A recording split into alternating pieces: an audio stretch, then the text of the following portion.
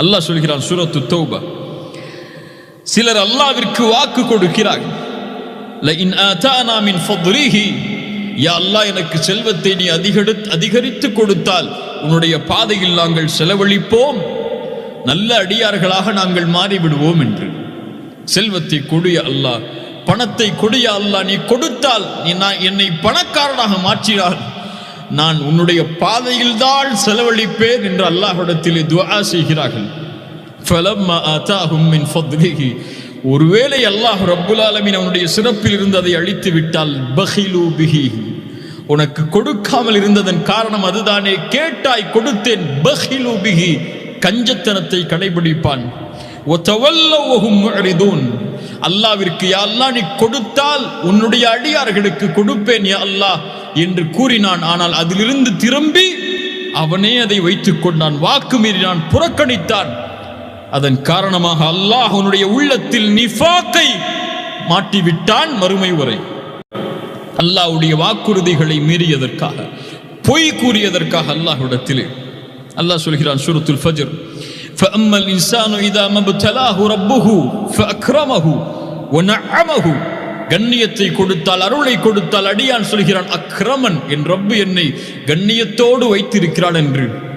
وَأَمَّا إِذَا مَا ابْتَلَاهُ فَقَدَرَ عَلَيْهِ رِزْقَهُ, அல்லாஹ் வழங்கிய ரிஸ்கிலிருந்து குறைத்து விட்டால் அவன் சொல்கிறான் ஆஹானன், என்னை அல்லாஹ் இழிவுபடுத்துகிறான் என்று. சுப்ஹானல்லாஹ், மனிதன் நிலை மாறிவிடும். அல்லாஹ் கொடுத்ததை பொருந்தவில்லை என்றால் நம்முடைய பார்வையில் என்ன? அல்லாஹ் ஏழ்மையில் வைத்திருந்தால், அல்லாஹ் எம்மை செல்வத்தில் குறைவாக வைத்திருந்தால் அல்லாஹ் என்னை சோதிக்கிறான் என்று. அல்லாஹ் எம்மை செல்வத்திலே அதிகமாக வைத்திருந்தால் அல்லாஹ் எமக்கு அருள் செய்கிறான் என்று எண்ணுகிறோம். அப்படி அல்ல. அல்லாஹுடைய விதியில் ஏழ்மை ஒரு சோதனை. அல்லாஹுடைய விதியில் ஏழ்மையை விட மேலான சோதனை செல்வம். செல்வத்தை அல்லாஹ் கொடுப்பது ஒரு ஏழையை விட மிகப்பெரிய சோதனையில் வாழ்பவர்கள் செல்வந்தவர்கள். அவருக்கு தான் ஏழையை விட அதிகமான கேள்வி. அல்லாஹ் சுகத்தை கொடுப்பதும் சோதனை தான், அல்லாஹ் நோயை கொடுப்பதும் சோதனை தான். அல்லாஹ் இந்த உலகத்திலே கல்வியை கொடுப்பதும் கல்வியை எடுப்பதும், சிறந்த ஊதியத்தை கொடுப்பதும், சிறந்த வேலையை கொடுப்பதும், சிறந்த தொழிலை கொடுப்பதும், அல்லது ஒரு குறுகிய வாழ்வாதாரத்தை, ஊதியத்தை, தொழிலை கொடுப்பதும், எல்லா நிலைகளும் இந்த உலகத்திலே சோதனை தான். ஆனால் எப்படி? என்னை போன்ற, எம்மை போன்ற, இல்ல மஷா அல்லாஹ், அல்லாஹ் பாதுகாத்தவர்களை தவிர அறிவினர்களுக்கு புரியவில்லை. அல்லாஹுடைய ரிஸ்க், அல்லாஹுடைய முடிவு என்பது ரிஸ்கில் அல் ஹக்கீம், அவன் நீதியானவன். எனக்கு எது நலவோ அதைத்தான் அல்லாஹ் மரணம் வரை அமைத்திருப்பான் என்பதை அறிந்தவர் இந்த உலக வாழ்வை கொண்டு ஒருபோதும் கவலை அடைய மாட்டார். அல்லாஹுடைய அந்த ரிஸ்குடைய தன்மையை கொண்டு முழுமையானவர். அல்லாஹுவை ஒருபோதும் குறை கூறியவராக மாற மாட்டார். அல்லாஹுடைய ரிஸ்க் முடிவு செய்யப்பட்டது. அல்லாஹ் எனக்கு குழந்தையை கொடுத்தால் அல் ஹக்கீம், அல்ஹம்துலில்லாஹ். அல்லாஹ் குழந்தையை கொடுக்கவில்லை என்றால் அல் ஹக்கீம், அவனுக்கு தெரியும் ஏன் கொடுக்கவில்லை என்று. அல்லாஹ் செல்வத்தை கொடுத்தால் அல் ஹக்கீம், அல்லாஹ் கொடுத்தது, எனக்கு செல்வத்தை கொடுத்திருக்கிறான், நான் அதில் அல்லாஹ்விற்கு நன்றி உள்ளவனாக இருப்பேன் என்று. அல்லாஹ் செல்வத்தை கொடுக்கவில்லையா? அல்லாஹ்விற்கு தெரியும் எனக்கு அல்லாஹ் செல்வத்தை அதிகரித்தால் என் நிலைமை என்னவாக மாறும் என்று. அதனால் அல்லாஹ் செல்வத்தை கொடுக்கவில்லை. இந்த நம்பிக்கையில், இந்த அடிப்படையில் அல்லாஹ்வை புரிந்தவர்கள் வஅஸா அன் தக்ரஹு ஷைஅன் வஹுவ கைருல் லக்கும் வஅஸா அன் துஹிப்பு ஷைஅன் வஹுவ ஷர்ருல் லக்கும்.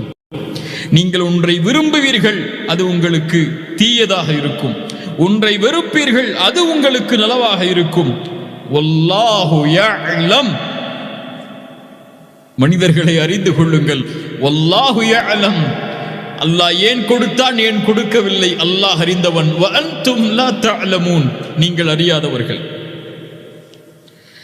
சுப்ஹானல்லாஹ். இந்த உலகத்திலே ஏழ்மையில், செல்வத்தில் அல்லாஹ் ரப்புல் ஆலமீன் மாற்றி மாற்றி வைத்திருப்பது இந்த உலகத்தை அல்லாஹ் இயக்குவதற்காக. அல்லாஹ் செல்வந்தவர்களுக்கு செல்வத்தை கொடுத்தது இந்த உலக அமைப்பை நேர்படுத்துவதற்காக, அவர்கள் ஏழைகளுக்கு கொடுப்பார்கள் என்பதற்காக. அல்லாஹ் ஒரு மனிதனுக்கு செல்வத்தை கொடுப்பது அவன் மட்டும் வாழ்வதற்காக அல்ல. அல்லாஹ் ஒரு மனிதனுக்கு செல்வத்தை கொடுத்து ஒருவரை ஏழையாக அவருக்கு அருகிலேயே அமைத்திருப்பது அவரிடமிருந்து செல்வம் இவருக்கு பகிர்ந்தளிக்கப்பட வேண்டும் என்பதற்காக. இந்த உலகத்திலே இருக்கக்கூடிய முஸ்லிம்கள் அல்லாஹுடைய அல்லாஹ் கொடுத்த செல்வத்தில் அல்லாஹுவை பயந்திருந்தால் தன் அன்றாட வாழ்விற்கு கூட சிரமப்படக்கூடிய ஃபகீர்கள், ஏழ்மையான முஸ்லிம்கள் இந்த சமூகத்தில் இருந்திருக்க மாட்டார்கள்.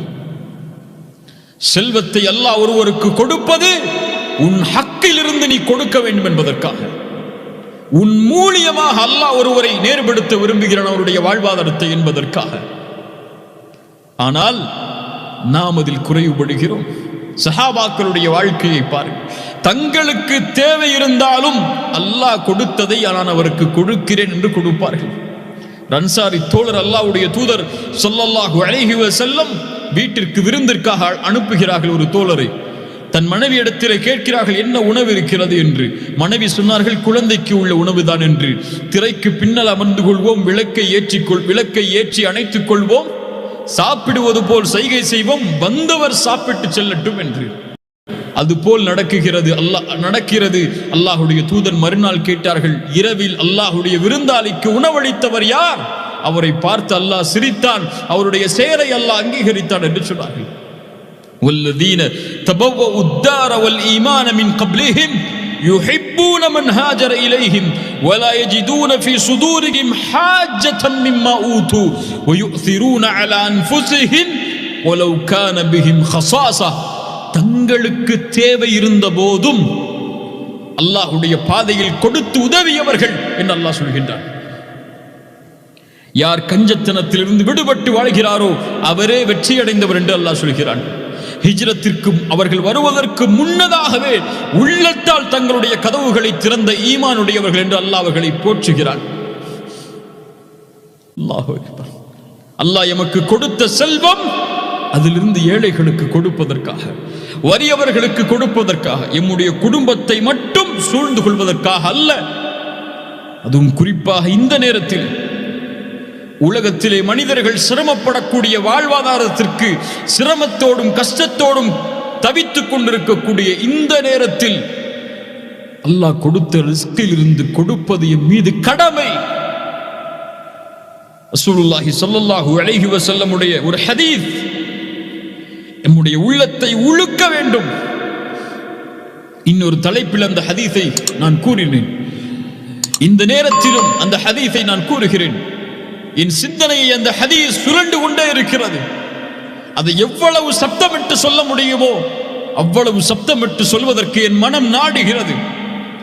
அல்லாஹ்வுடைய தூதர் ஸல்லல்லாஹு அலைஹி வஸல்லம் சொன்னார்கள், மனிதர்களில் அல்லாஹ்விற்கு விருப்பமானவர்கள், மனிதர்களுக்கு பலனளிக்கக்கூடியவர்களாக வாழக்கூடியவர்கள். யா அல்லாஹ் அந்த கூட்டத்திலே எங்களை ஆக்குவாயாக. அல்லாஹ்விற்கு விருப்பமான செயல்களில் ஒன்று ஒரு முஸ்லிமுடைய உள்ளத்தில் மகிழ்வை ஏற்படுத்துவது, அவருடைய சிரமத்தை நீக்குவது, அவருடைய கடனை நீக்குவது, அடைப்பது, அவருடைய வறுமையை பசியை நீக்குவது. இதுதான் அடியார்களுடைய செயலில் அல்லாஹ்விற்கு மிக விருப்பமானது. ஒரு மனிதன் தன்னுடைய சகோதர முஸ்லிமுடைய தேவைக்காக அவனோடு நடந்து சென்றால் அவனுடைய தேவையை நிறைவேற்றுவதற்காக அல்லாஹ்வுடைய தூதர் சொன்னார்கள், இந்த பள்ளியில் மஸ்ஜிது நபவி, இந்த பள்ளிவாசலில் இஅ்திகாஃப் ஒரு மாதம் இருப்பதை விட மேலானது.